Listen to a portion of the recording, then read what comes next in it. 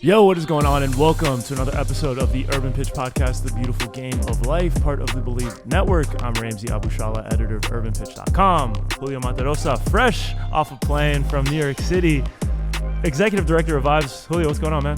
Recovering, man. New York was tough on the liver, but I'm back. back in LA. Crazy couple past few days here in the city. We'll get into that, but before we do, we have a very special guest host on the episode. So we like to get the help of other people in the soccer space who are telling stories in the soccer, player interviews, all things like that. So with World Class Football, Ricky Canales is here to help us talk about the soccer headlines in the last few weeks. Ricky, what's going on, man? How you doing? What's going on, everybody? How y'all doing? You can't complain, man. Yeah, it's good to have you on here from Jacksonville, Florida for the weekend. So rumor has it he's gonna move out here in a few months. So. Yeah, we'll see. That's the goal. We're trying to get him to move out here. Yeah. The secret's out. Before we get started, before we get into the topics, let's talk about World Class Football, what you've been doing really quick. That way the people listening can kind of get a background on yourself, your soccer journey. Mm-hmm. That way, we don't just let anybody on the podcast. You know what I mean? So talk about yourself and your journey with World Class Football. Yeah, well, my name's Ricky Canales again, and I'm from Jacksonville, Florida, born in D.C., though. So I moved to Jacksonville when I was 10, and then I decided to create World Class Football during the pandemic. Fresh into the pandemic. I was just bored. Yeah. But I grew up playing soccer, and I did photography and videography, so I wanted to mesh those two things together. And that's when I created World Class Football, and it was mostly just about publication. Did stories of Fernando Torres, like how he used to play for Liverpool, Chelsea, Atletico Madrid, and he had different types of T90s, and that got a lot of attention. So I was like, let me just go ahead and keep doing that as well. And one day I did a story about Dani Alves and how he played against so many different players, played with, and he still had more trophies than all of them together. And so Dani Alves, he actually reposted that story. And I'm like, okay, I think I have something here. Yeah. And once I saw that, I just kept rolling with it, and I started doing more stories of different players, current, retired, or upcoming players. And then eventually I wanted to do stories with players that are in Jacksonville. And with Jacksonville not being a big soccer city, it was easy for it to just blow up as quickly as possible because no one's doing this. Right. So they were just like, okay, let's continue doing this. And I'm going to get you connected with so many different people that need their story to be heard.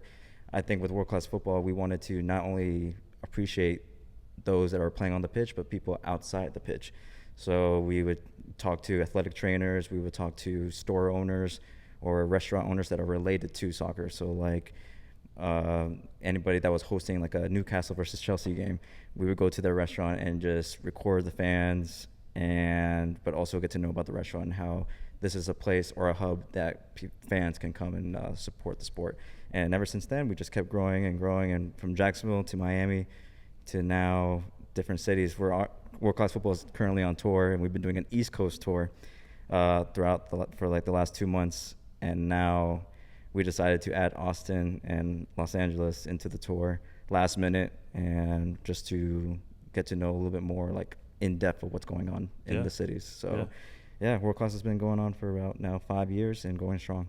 Yeah, nice, man. We're always looking to, love people telling stories about soccer in the U.S., and it's cool that you've been able to kind of focus on your community as well as, the country at large, doing the tour. Yeah. I saw you did something with Josh from Wavy Footy, and that's how we kind of linked up. So shout out to Josh. Yeah. So what brings you to LA? Why to LA, and how are you liking it so far? I think LA is a huge pool of opportunities that I think a lot of people still haven't heard enough stories of.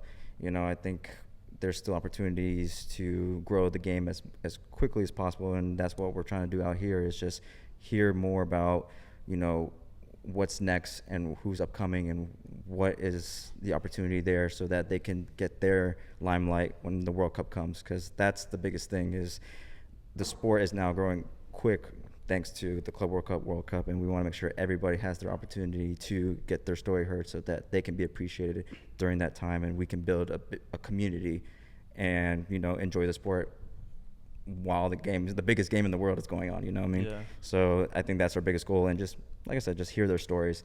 And that's the whole point of the tour, is that we're not only hearing the player stories, but, hearing out the restaurants, so that people from outside coming into the country to watch the games, if they can't make it to the game, they can go to the restaurant that we've interviewed and understand that this is a safe space for you to enjoy the game. And also looking for, stores that are selling jerseys, vintage jerseys. We're going to go to their spots to do interviews with them and see, hey, this is a spot that you can go to if you need to find a classic Argentina jersey or a classic Brazil jersey. This is the spot you can come to and get to know the management, the employees, and know that this is also another safe space that you can just be yourself and enjoy the game. Yeah, we see you with the Saturday football on already. One of the cool stores out here, we have another friend, Tony, owns Football Boutiques. There's a lot of places out here that have different stores that have vintage jerseys that a lot of players. I think I saw at Saturday football. You probably saw it, the 94 stars jersey they have there. Yep. It's $225. Give me a discount. I'll try to take it. Yeah, no, but it's so crazy, and I think more people should just know about these places, but like get to know them on a personal level. Yeah, because it's not the place; it's the people in them, the people who are running them. Like they have all the stories to tell, and exactly. Getting to know them and connecting with them, like on a personal level, I feel like is makes the overall experience that much better. And I've seen a lot of for example, like one of my biggest inspirations was like the store called Round 2. Here in Los Angeles, where they sold vintage clothing, but they did a thing where they would record, employees and get to know the employees. And I'm like, okay, why don't we take that same idea and bring it into the soccer world and see how we can connect with them? Because there's been plenty of like vintage stores that I've been to that are just like people are standoffish and like, just let me know if you have any questions. I'm like, no. Yeah. I've worked in retail, so I've always wanted to get to know the customer and all that stuff, but not to sell, but to just get to know like where they're from, all that stuff, and it makes them feel more comfortable and understand like even though they don't buy anything, they created a relationship there, and I think that's the most important thing. Yeah, for sure. And here in LA, particularly this weekend, I mean, you picked a good weekend to come from a soccer perspective. And there's a lot of stuff going on both on and off the pitch right now in the city, and just having to see like the excitement that comes with a lot of these events, as well as the other side of that with protests and we were just talking about it before. Crazy like times, ICE is showing up at the Club World Cup games, and so like just seeing like both sides of the the extremes like on this like particular weekend that you're here. Like it's kind of a crazy time to come to the city. Like, but I think it's also a good time to show exactly what we're trying to stand for. Exactly. I think that's going to be the most important thing. Like if we just go ahead and just riot, it's not going to solve the issue, and I think it will make things even more difficult next year for the World Cup. I think if we understand the situation and what we're trying to represent, and we just show exactly what we're trying to stand for, it will be peaceful, and then people around the world will get the message and be like, okay, this is what we need to stand by, instead of just doing the opposite. Right. Yeah, and I think that's a really good point. Like, it gives you an opportunity, to show like your beliefs, your cores, like the values that you have as not just a publication, but like as a people, because this is like people run things, and like I feel like now it's like you can't just be the nameless, faceless person behind the scenes. It's real world. It's real world, and I think that's what we're trying to capture, is the real stuff, and that we understand like everything, like things happen like this every single year, but if we really get in depth about it, then people will understand and be more comfortable to be like, okay, I want to move forward with this, or let me take a step back and get a little bit more educated and see how I can help. So that's going to be the most important thing for us this week. Even though like that wasn't the plan coming into this weekend, I think our biggest goal is to really capture, what's going to help this, overall the country or anything like that, to understand exactly what we've been going through for many years and understand like, okay, this is what we need to do to stand on business, basically. Especially it relates directly because soccer for so many years in this country was the sport of immigrants. So usually if you played soccer, it's not because your parents didn't know about basketball or football. It's because all they knew is soccer. So whatever race you were, white, black, Asian, brown, if you played soccer, usually the first question, like, so where are your parents from? It's never like it was never people that were born here taking their kids to go play soccer. Yeah. So it's usually, where are your parents from? What country are they from? Because I know they're not from here because this is not our sport. And seeing the strides of soccer in the last few years, from fashion, everybody wearing a jersey now, for culture, a lot of the NBA players wearing talking about FIFA now, playing FIFA, showing who their teams and showing that Juventus, Real Madrid. So it affects us in a big way, just because, especially me, I'm a son of an immigrant, both parents. So like you said, it's not about taking it overboard, but showing what we stand for and what purpose we bring to this topic. Yeah. That's showing what you stand for. Like, that's at the end of the day, that's like what this is about. Like, you know, we like to talk and make jokes and have hot takes and stuff, but you know, at the end of the day, like, this is like, that's what is more compelling or relatable than, you know, getting to know somebody and what they're actually about. So getting an opportunity to do that, like, is coincidental, but also like, you know, it's a great opportunity. So great opportunity. Lots of stuff coming, you know, this week. I mean, aside from the domestic league with LAFC, Angel City plays this weekend, but you have the Club World Cup coming, opening up this weekend at the Rose Bowl, Gold Cup open up this weekend. So it's like pick or poison. Like, there's a million different things that you can do. And talking to people that cover soccer, like, talk about that, then just like, how do you keep up with everything? Because that's something that, you know, as a fan of the game, it's hard to do. So I think that weekend, it's a good problem to have, but we're definitely going to have that this weekend too. Yeah, I'm just trying to get through the traffic. Hey, yeah, I definitely agree, because I was in New York the last week, and literally the train system was amazing. I was getting anywhere just with public transportation. Yeah, and now I got here and I got a little bit of traffic. I'm like, I should move to New York. I hate this place. Julio takes the East Coast, so we might have to make that a series. No, but you'll get used to it. Just know that anywhere you want to go, you got to leave an hour and a half prior. I mean, throughout the tour, I've been to New York, Atlanta, Miami, Orlando, Tampa, Charlotte, Philadelphia, and then Austin, Texas 2 weeks ago, and then LA. LA is our last stop. We were supposed to go to DC and Charleston, but, you know, scheduling got conflicted, so we just replaced DC and Charleston with Austin and LA. And so far, right now, LA's in second place for traffic. To where? To Atlanta. Atlanta has worse traffic than LA. Atlanta's the parking lot. So yeah. I've heard that. But for the city-wise, for culture, like football culture, I put number one Atlanta.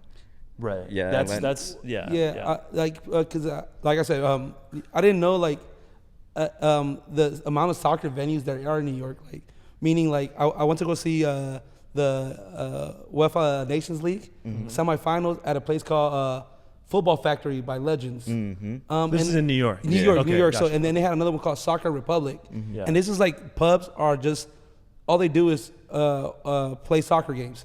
And I guess for the Champions League final, they were showing me videos. It was like 2 blocks full, like, literally just took over that whole section just for the viewing party. I'm like, this is amazing. Like, I haven't seen nothing like this since, like, 2014 World Cup in Manhattan Beach, when they had the big screen in the middle of the pier. So it's showing how much the game is growing. Especially you, now that you're traveling to all these different cities to see all these fans, and like how crazy they get in different places of the U.S. It's crazy. It's amazing. Yeah, like New York City was definitely a favorite of mine too, but Atlanta was crazy just because of the amount of, like, restaurants that were available. But not even, like, some restaurants, they'll show the main game that's going on. But there's one restaurant I went to, it's called Brew House. They were showing, I think it was like a Premier League game, but then 2 screens down, they're showing Wrexham. And there's like 2 Wrexham fans just chilling there. And I'm like, can I talk to you guys? Yeah. Did not know this existed. And like they were just enjoying just them two just talking about it. But they were still enjoying, the fans enjoying, like, the Chelsea versus Fulham game. And I'm like, I love this. And then the waitresses and the waiters, they were all wearing soccer jerseys. And then I'm like, it's not even like a big day. It's not even like a big game day. It's just a regular Saturday, like round 32. And they were just chilling, like, how can I help you? All that stuff. And then they would talk about, like, what game are you here to watch? I'm like, I'm here to watch the Barcelona game. And they're like, oh, the manager is actually a Barcelona fan. You want to talk to him? I'm like, I mean, if he wants to sit down and have a meal with me, yeah, for sure. And it's just a friendly environment. And then next door is a retro soccer jersey store next to it. I'm like, This is fun. Yeah, I mean they're selling out Mercedes-Benz Stadium like for Atlanta United games. They're doing. I don't know if you've seen the Marta street soccer like pitches that they have like at the train stations. Like that was a huge thing when that dropped.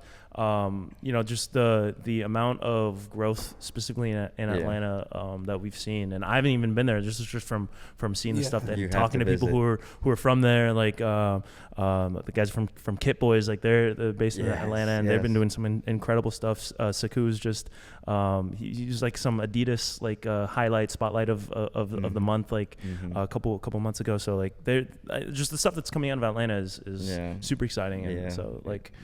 They're getting the Club World Cup final, or no? I think they're getting like a semifinal or quarterfinal. The final for the Club World Cup. Though. Oh, Club World Cup. I think it's in Atlanta. I think it might be. Yeah, and they're doing a concert there. I just saw. They just announced the artists. I forget who's Doja playing. Cat or something. Yeah. So I mean, and then they're getting a semifinal for the World Cup next Okay. summer. Yeah. I'm getting that mixed up.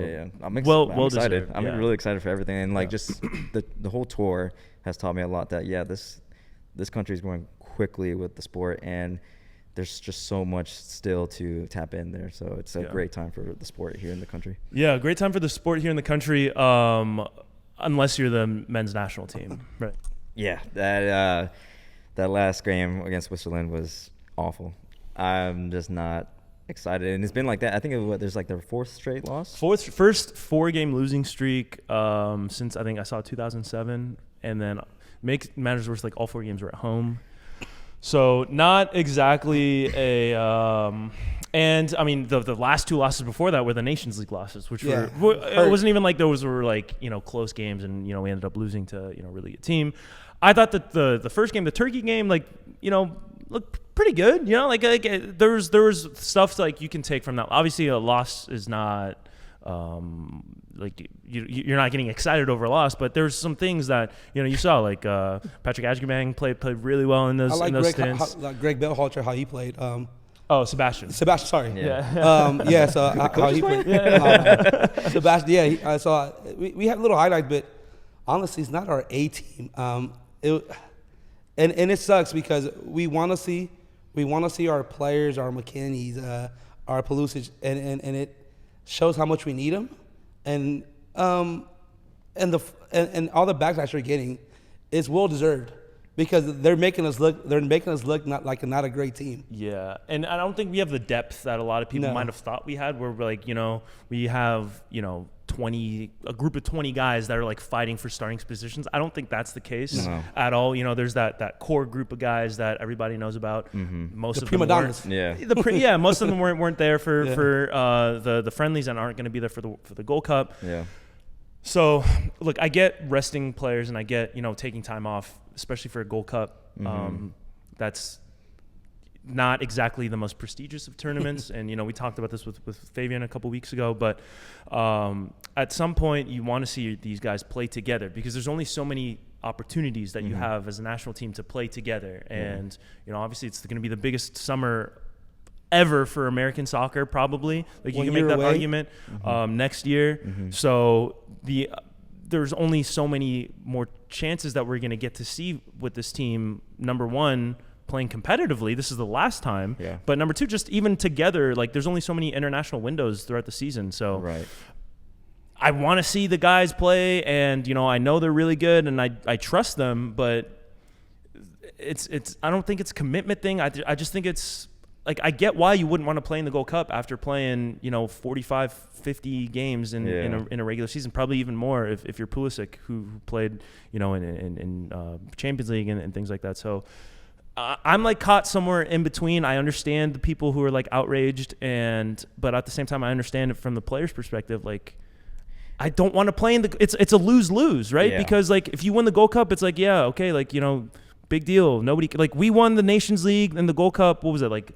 2 years back to back. Yeah, like and nobody cared. Nobody cared. Everybody was not even happy about them. Yeah. Like a nation, like we spoke about this the other way. Like what is a Nations League? What is the Gold Cup? These tournaments, they should be more important. They should be. I think that's an issue in itself. Yeah. But when you're playing for the U.S. men's national team, like the expectations are really high, and at the same time, the stakes aren't that high because it's like you're supposed to win these games. You're supposed to beat Honduras. You're supposed to beat El Salvador. You're supposed to beat, even Canada and Mexico. You're supposed to beat them. We go into these games like thinking, like expecting to win. Yeah.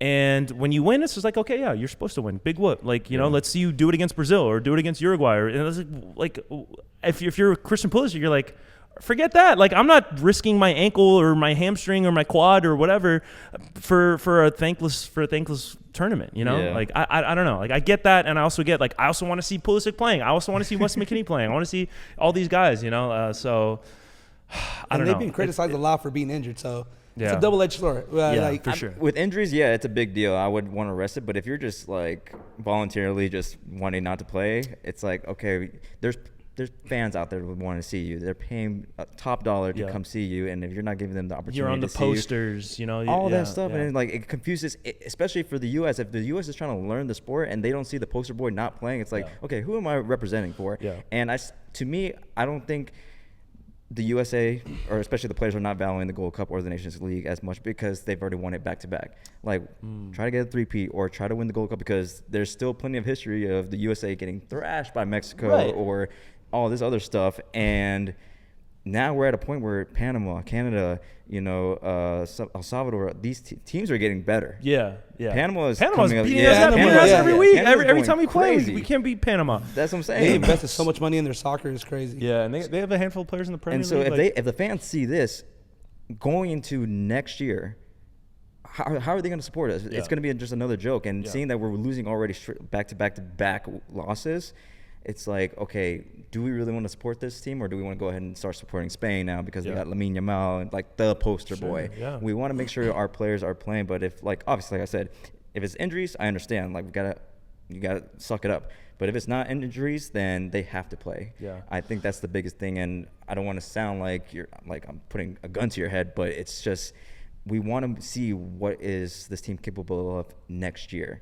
And if we see that they're just losing back-to-back games, it's just like, I'm not really excited for that. I'm already picking Spain to win the World Cup. I'm already picking different countries, and I'm just going to support, the underdog, but it's not going to be my own country. And I think also, like, the Gold Cup used to mean something, I love the Gold Cup. Like Landon, Donovan. Dos a cero. The whole Dos a cero thing, like, Yeah. that was a huge deal. And now I just don't think that it has that gravity to it.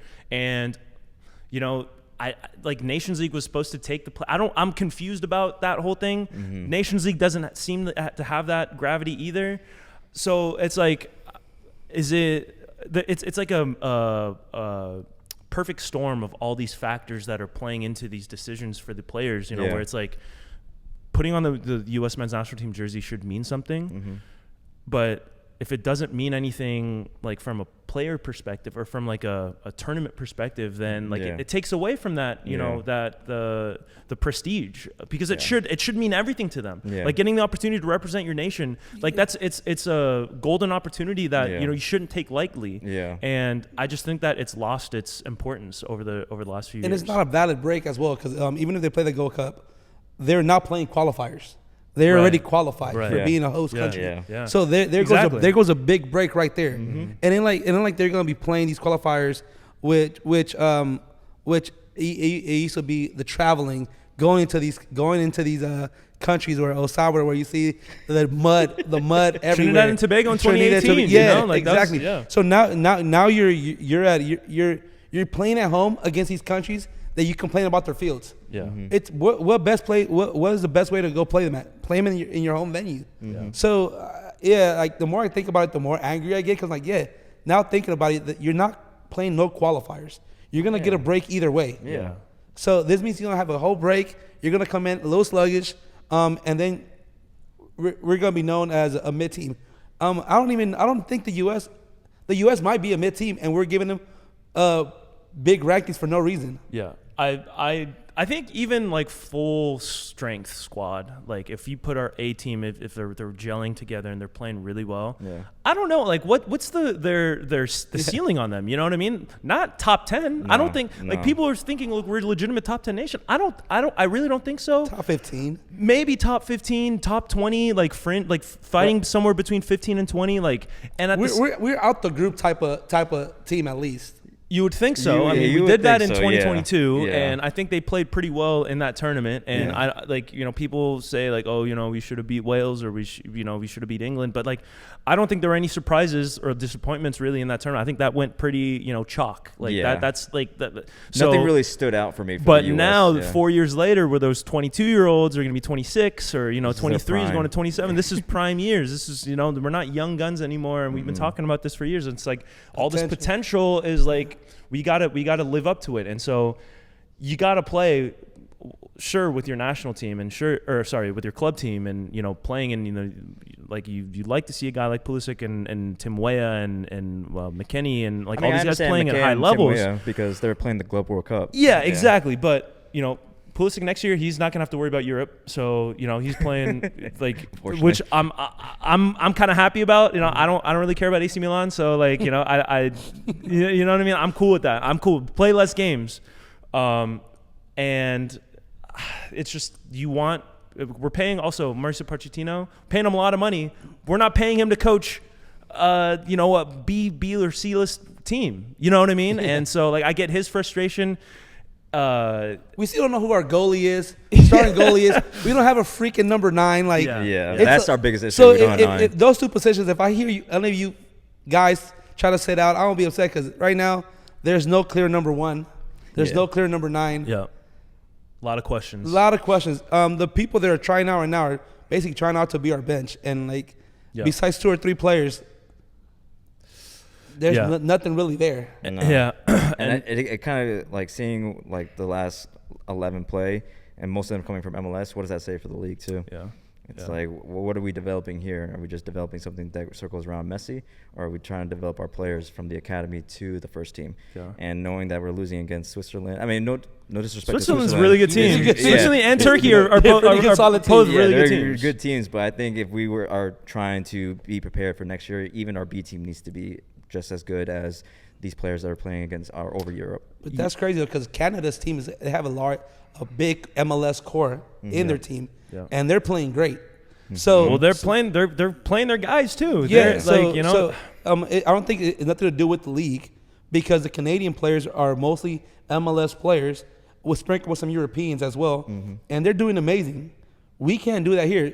I don't think it's a league thing. I think it's an American player thing. I mean, amazing was also for the expectations for Canada are a little bit different than the expectations for the U.S. But they're beating us with those MLS players. They're beating us. They are beating us. So there's something to say with that.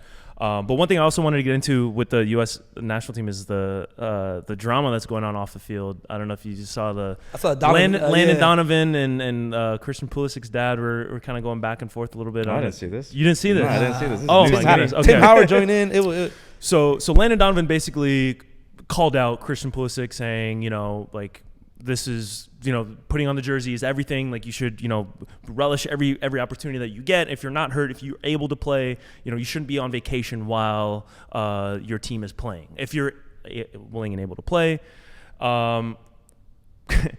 Christian Pulisic's dad posted a screenshot of, it looked like a ChatGPT prompt, like asking like, hey, ChatGPT, did Landon Donovan take any breaks while he played? And then it brought up his kind of mental health sabbatical that he took that led him to getting left off the 2014 World Cup roster, infamously. And so he was talking about like, you did the same thing. Like, so the dads are getting into it. We've seen, soccer parents, especially in the U.S. Soccer parent player pool, like getting involved in the whole politics of things. Just in time for Father's Day. That's funny. And then Father's Day is around the corner too. So he said that's the reason you will never get this interview because they have their own podcast going with Tim Howard. Like that's the reason you can ask, but you will never get this interview because of comments like this. Yeah. But this all started because Cristiano Ronaldo was asked after the Nations League winning, like, hey, what do you think about playing for Portugal? And he's like, hey, like as long as I'm willing, able to play, I'm never gonna stop. Anytime my country needs me, I'll drop everything to come play for my country. Yeah. Go talk. But so right now, Cristiano Ronaldo is at a point where he needs to be playing. Like if I'm Cristiano Ronaldo, like yeah, like I'm gonna put me in the spotlight. You know what I mean? Like I'm gonna go play the summer. Hell yeah, I'm there. Exactly. So it makes sense that Ronaldo would say something like that. But also like Ronaldo would never have to like make the decision of playing in a Gold Cup. He would never have to like decide like what like okay Gold Cup. Like there's no Gold Cup equivalent to a European team. Like it should be the Euros, but you can't compare that and like the seriousness. You can't look at me and tell me that that's the equivalent. Even though technically it is, you know, it's the continental tournament. It should be the most prestigious continental tournament. Every team has a solid team. But even when Italy is at their worst and not qualifying to World Cups, but they still can win a lot. I mean, I know, but even like, so if you were like, if this was like 2000 and what was the Dos Aceros years? 07 or whatever. If this is 2007, let's just say 2007, Gold Cup maybe a little bit more comparable to the Euros in the sense of like the passion that's played behind it, you know, the intensity or whatever, the fan involvement was a little bit closer than what it is now. Now, like you're seeing BC rosters because of the timing, everything's all messed up like with the Gold Cup. Ronaldo or Messi or, you know, any big European player, they're not having to make this decision of playing in like a tournament that doesn't really matter because there isn't. I mean, I guess the Nations League would be the equivalent of that now, where it's like won it, and you guys when they won, he was like on his knees. He's at the point, because I think that's performative though. I think he's like, but I mean, there's the passion. He's trying right now. He's legacy chasing right now. But I think part of it is passion, but also part of it is like I need to make this feel like it's an important tournament or a trophy because. Like I'm trying to like cement my legacy, even though like it's not that though. Every team brought their 18 and then Spain was like, let me bring these guys to talk about. No, like everybody like their best players were brought. Nobody. And this is right after the end of the season. Like same kind of position of where, you know, all these guys played. And they played. Lamine Yamal, like he looked like, dude, he's 17. He's looking like he's 35 sometimes in these pictures. You know, he looks tired. The French team had at least 8-9 players that played. Almost all to the final of that Champions League. So they played a lot of games. So I think that this whole situation was mismanaged in the fact that this should have been kept under wraps. The fact that we're talking about this right now like is a failure on U.S. Soccer Federation for not containing this and being like, look, Pochettino, Pulisic, there, because Pulisic said something. I don't know if you saw his interview earlier today with I think it was Charlie Davies. He said that he wanted to play in the two friendlies but didn't want to play in the Gold Cup. And Pochettino was he's like, I want a consistent roster throughout. And so that's why he didn't end up going for the friendlies. And this should not be in the light. We should not know about this. This should be you know what? He's not playing because he can't play. End of story. That's like, keep it under wraps. And it's a non-story, and we're not talking about this right now. So I think that's like, we need to be a little bit more PR savvy about the way we talk about our players and the way we handle our star players, because now all of a sudden we're putting unnecessary drama into the mix. And I don't know if they like that. U.S. Soccer might like the drama. I don't know. It's the old heads that willing to let go. Like the Tim Howards, the Landon Donovans. Yeah, but those players, like, just let it go. But just support us as much as possible. They just can't. They can't understand it because they were all MLS players.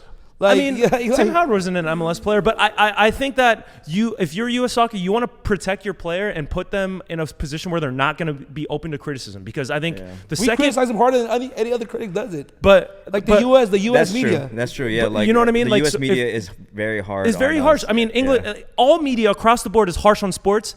And if you're the U.S., maybe U.S. Soccer didn't think that, you know, if we don't have like a consistent story, or like if we don't see that there's like clearly like a clash between our head coach and our best player, that's going to be open to criticism. People are going to be talking about it. Yeah. They should be on top of that. They should be like, you know what, we need to come up with a story. Say he tweaked his ankle. Say something. You know, he need like, I need time off, but I'm able to play. That's not acceptable. It wouldn't be like if this happened with Messi, or if this happened with Ronaldo, or if this happened with, you know, Lamine Yamal. Like there wouldn't be this kind of back and forth like gray area in between. Like, so I think that's another part of the issue as well. Yeah, I definitely think so too. And it's just, PR again for U.S. soccer is kind of trying to set like a story. We're trying to make it out. as dramatic as possible. And I'm like, it's not that deep. No, just let the boys play and really just let them understand. Like if there's a situation, make sure that they understand. Like it's gonna be all right. We'll try to find something else to,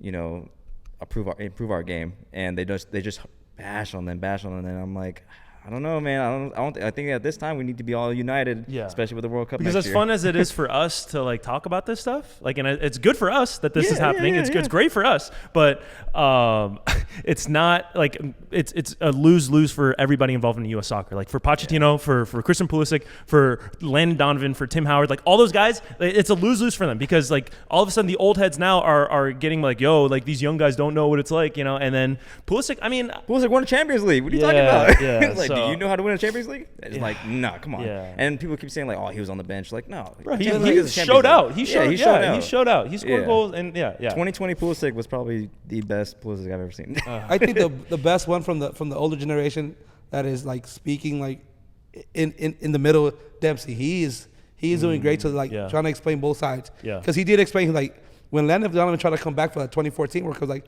hell no, we don't want you. Like you were not in the trenches with us. Like you were not going to these small countries trying to fight for that spot. So he does give with both sides, but it has to be more support than like bashing our players. Yeah. Now it's a big thing because Tim Howard and Donovan, they went on their pod and he's like, all right, since Pulisic's dad wants to be the spokesman for the Pulisic camp, like let me tell him something. Like why? Like, dude, like, oh, you're not bringing no like. That's why everybody thinks we're Ted Lasso. Like they make fun of us for this reason because we're fighting between each other right now. I mean, but this stuff happens like everywhere. Like in France, like Paul Pogba, like his whole family situation was kind of crazy. It was out there. His brother. His brother. Yeah, like he was getting extorted by I think it was his own family that was extorting him. Like so that was kind of crazy. Adrian Rabiot's mom's his agent, and she's been known to kind of step in and forcefully get deals made or talk about playing time. Getting into with managers. So like. This is not just a uniquely American thing. I think parents getting involved, like across, parents involved. But it's a headache. It's exhausting to think about, and I just want this team to be good, man. I want to be excited about this team. I want to be talking about this team with optimism and not like every time we talk about them, I feel like since the 2022 World Cup, really, it's just been like one thing after another. Since like the whole Gio Reyna thing. Since the Reyna gate, there hasn't been anything. Like, crazy. I think we left the World Cup. I was pretty optimistic about how we played against England and Iran. Netherlands, I like how we played against, even though we didn't get the result, we the effort was shown. It's just like, they were just a way better team than us. Right. And then since then, though, it's just been like one thing after another. There's a whole Berhalter like bringing him back after the Renegade. And then, it's just one thing after another. Wife, and so it got messy. We need to sage the USMNT. You know what? I'll say we boycott all U.S. games. Because El Salvador can be making it to a World Cup. That's all I care about right now. Their group is Panama, Suriname, Guatemala. We got a chance. I don't really care right now. So World Cup qualifying in CONCACAF, this is something that we've been kind of... This is new, the way they're doing it right now. Yeah. I like it a lot. And we're going to get a chance. The big hitters are already automatically in. And, they're expanding the field this year. So we were already going to see more teams. 5 spots. For 12 teams. You have your... you have your Jamaicas. You have your... Costa Rica is the mainstay. Panama, Honduras, El Salvador. So it's an open field, and I think for these teams that haven't seen, El Salvador made one World Cup, two World Cups. Okay, sorry. Yeah. For them to it's 2 against 1 right now. Yeah, I know. Yeah, Mexico and Spain. For them to get back on this world stage, and talk about. You can talk about diluting the playing field with the expanded field, but I think it's going to be exciting nonetheless for these nations to get an opportunity to show themselves on the. And you know what I love? Even if El Salvador doesn't make it, like the amount of island teams in this qualifier. Yeah. What if Belize or one of these like St. Thomas? Yeah, because Puerto Rico almost gave El Salvador a run for money. Yeah, it was bad, but like stick to baseball. You got this. I'm No, but I'm excited. Like it's Yeah. now because now that the USA, the big names, they've qualified already. It gives now the countries an opportunity to be in that limelight to really represent who they are and how much they've grown over the years. And like I said, like Puerto Rico was a big surprise for me, and knowing that they got a player from Madrid, but like other players that are now getting into the USL, MLS, it's growing quickly, and I really love to see this, and I really want to see like other countries really be represented in the biggest stage in the world. So I hope El Salvador can make it.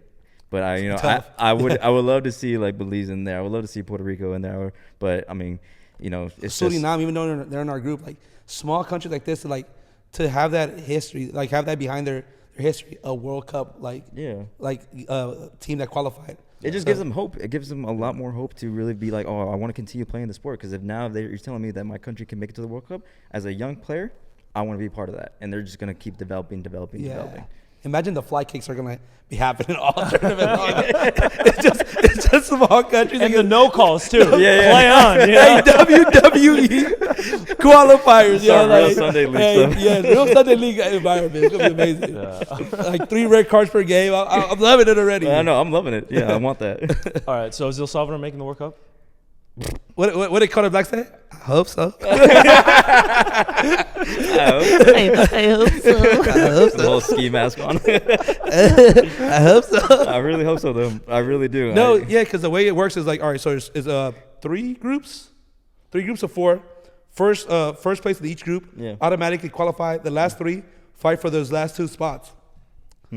So I don't know, Guatemala, we got you. Who's in our group? So it's Panama, Suriname, and Guatemala, and us, El Salvador. We tied Suriname last game, right? Guatemala. Yeah, Guatemala. I think we'll be fine. Suriname, you got it. That's what I'm saying. We tied with them. I know they had a good team. Yeah. The fuckers are fast. Yeah. No, but like this is like championship team players. Like they're if you look at their roster up and down, it's like it's not a bad roster. Not bad. But yeah, they're just fast. Like. I don't know if they will make it or not, but if they do, I'm gonna have a party. Oh yeah, the house is gonna be open to all Salvadorians. You'll be out here by then. Oh yeah. I would definitely be out here for sure. Yeah, I'm going to at least all 3 first round because we're not making it out the group, but I'm gonna be at the first 3 games. K-Town is gonna be a big old World Cup party. K-Town's gonna be popping. K-Town, aka Little Salvador. Yeah. So it's gonna be fun. Okay. Now, with the Gold Cup going on and World Cup qualifying going on, there's like a lot of like CONCACAF it's a wild time to be a CONCACAF team, right? Yeah, and especially because the big teams are already qualified. Yeah. The small teams are playing with this extra hope that they never had. Yeah. So this is amazing. Like it's gonna. I think CONCACAF. We're probably not gonna play the most beautiful soccer. No, but it's gonna be the most fun to watch. Yeah, entertaining. Yeah, for sure. And I think that's like the whole like stigma with CONCACAF. It's just like crazy stuff going on. Like no team is really safe. There's no such thing as like a walkover. Like every team's gonna give you you're gonna have to show up. Like you can't just walk through a game and expect to win. And you also find gems. You'll find some gem of players. Yeah. Like if Lamine Yamal at 17 can do it, like why not someone from Central America can do it and have that opportunity to be in that limelight? I think that's what I'm mostly looking forward to, is just how good is the youth in Central America? Because if we're bringing them here to play in the MLS Academy, like what can they do, in their own country and see what they can represent? So I'm excited to see that and see how we can bring those players in Central America to overseas to play in the big club names like Barcelona, Borussia Dortmund, Man City, all of them, giving them opportunities. Yeah. And I'm excited to see Nicaragua. That usually they've never been known for soccer. No, like they I think about 10 years ago they started like putting more money into the soccer, creating facilities, starting from the ground up, and like it's showing like they're doing it the right way. Panama, like usually, like the amount of how they've grown in the last 10 years as well. So it's gonna be a great time, especially for us Central Americans that we always look down upon. Like, it's gonna be a fun time. It's gonna be a fun time. I love Panama because they're the team that gets in your skin, but they know how to keep themselves composed And so, like, I think it was when they played against USA in Atlanta. Yeah. They were getting under their skin, and USA just couldn't handle that. And we need something like that. And I loved it because then when Panama committed the foul, they just backed away, and they just wanted to see exactly what was going on. But they're the reasons why they caused that, and that's why Panama won that game. And I'm like, I love this. I need this. I need more of this. And I want to see other countries do that. Because countries like in Central America are capable of doing this. And getting under the skin and really understanding, like, we can win, but we'll get under your skin. That's how we have to win. We have to play like that because, cool. Yeah. I think this is a great conversation. Anything else that you want us to get into before we wrap things up? No. El Salvador qualify for us. Yeah, I need that. I wanted to get like a definitive answer. They qualifying for sure. We're beating Guatemala. Bums. Panama, and every time they play in El Salvador, they get scared. Bums. Suriname, I don't even know you. I didn't even know you was a country. I didn't even know y'all was a country 2 weeks ago. Bums. I said what I said. We were losing 1-0. I was like, how are we losing 1-0 in the first half? Shout out to Nathan. That was all Nathan right there. Oh, yeah. Nathan Ordaz from LAFC. He did it all. Yeah. I'm happy to see him playing for LAFC. He's committed. Nathan was our best player yesterday. Yeah. Mm-hmm. He was telling players how to move, where he wanted the ball, like, best player overall. Yeah. Like, he should be the captain of the team, to be honest. Yeah. Who's right now? Is it Roldan? Don't care. It should be Nathan Ordaz. How old is he? He's like 20? 21. Yeah, that's good to hear. The urban pitch boost was real for him. There you go. Yeah. We had him here. That was like 2 years ago? Yeah. All right. But yeah, let's wrap things up here. This has been another just fantastic episode. Any last shout outs, Ricky, before we get out? No, I would just want to say thank you guys for having me on the show. You know, it's super last minute, but you made it work. To be a part of this. Yeah, for sure. So I appreciate y'all. Yeah, appreciate you, man. This has been another episode of the Urban Pitch Podcast, The Beautiful Game of Life, part of the Believe Network. For Julio Monterosa, Ricky Canales, I'm Ramsey Abushala. We'll see you next week. Guatemala, Suriname. I was joking.